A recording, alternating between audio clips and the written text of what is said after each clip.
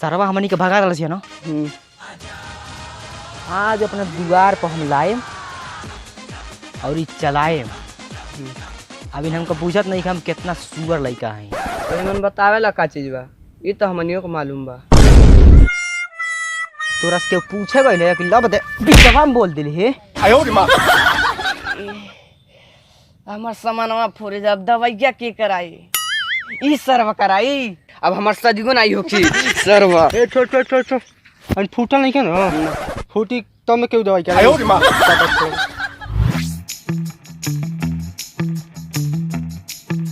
ए रुक रुक रुक रुक रुक, हमार बात सुन।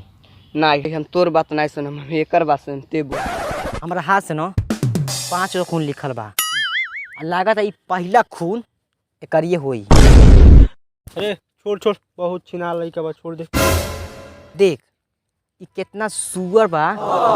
हम बोलतनी त हमार बात नहीं सुनो। एकरा कहता ते बोल तोर बात सुनतनी। ते बोल हम सुनतनी। सुन 100 मिला तनी के 20-20 रुपया हमके दो कुल। लेकिन होई का पहले दो कुल तब हम बताओ तनी। चल पैसा दे। ना हम नहीं देन, हम पैसा नहीं खे। का पैसा नहीं खे। पैसा नहीं खे? अरे एक हाथ पकड़ा सो। नो नो नो नो।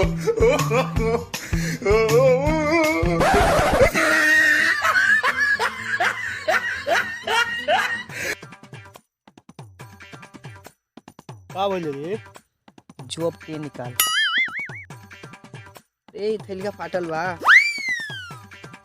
होई नहीं के ना फाटल।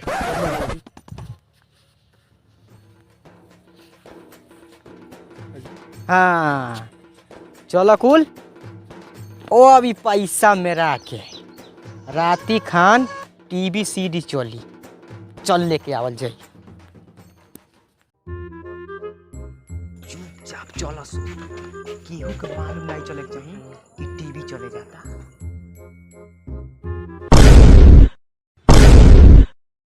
अरे तोनी के जगह आइल बड़कू रे। टीवी देखे आइल बनी के आवा लगावा देखल जा, बहुत लेट हो गइल बा।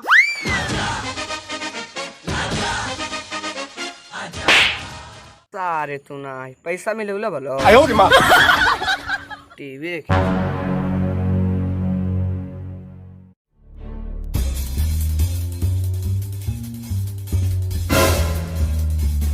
ए निरहुआ फिल्म लगा जो निरहुआ पे।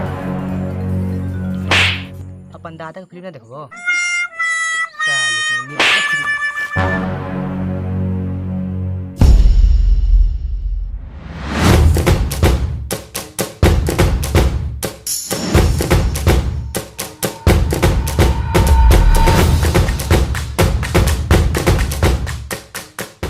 अरे हेमत लाइट में नहीं खेवत रे। एऊ में नहीं खेवा।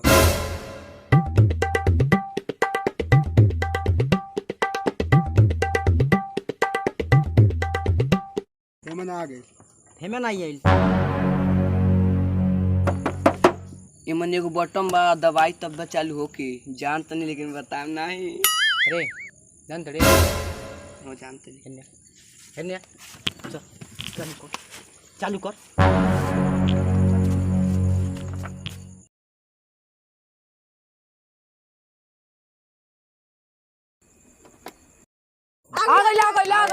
आ गई।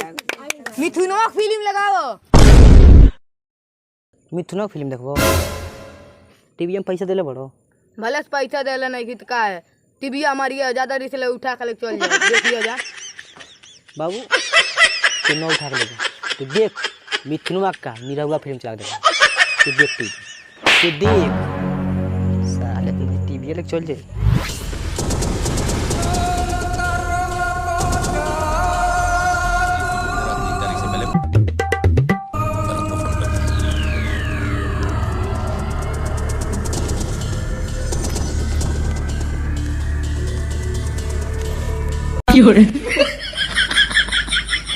अरे सर अब कैसे बंद हो गई ले? अब कौन बटन दबला दिया?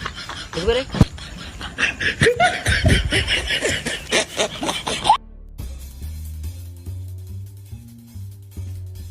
आ गई।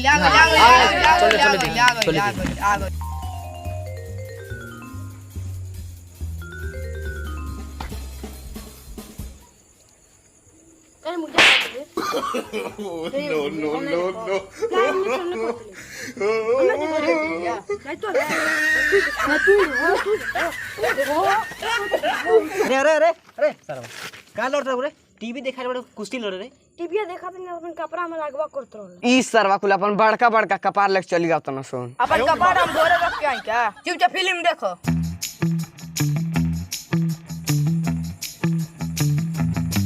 अरे अब कैसे बंद हो गई ले? ए भाई हाई अपन मोबाइल में रिमोट सेट कैले बा मार सर बार बार No, no, no, no.